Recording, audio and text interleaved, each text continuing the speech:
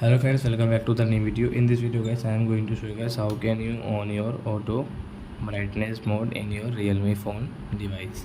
Guys, you want to on your auto brightness, so as you can on it. And guys, now let's see how to on auto brightness in Realme phone. In this video guys, I am going to show you guys how can you on your auto brightness.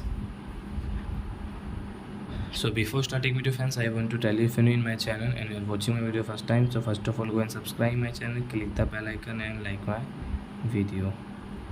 So friend, first of all open your phone setting to on your auto brightness, then guys scroll it and guys you can see your display and brightness setting. So guys tap here, then guys you can see your auto brightness, so we will on from here.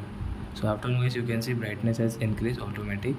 So when you will go outside, so brightness will increase, and when you are in inside, so brightness will decrease in your automatic. So I hope friends you have understood how to on auto brightness mode in Realme phone. So that's it guys, thanks for watching. Now we will meet on next video with new topic. Before going guys, please go and like my video, subscribe my channel. Bye bye friends.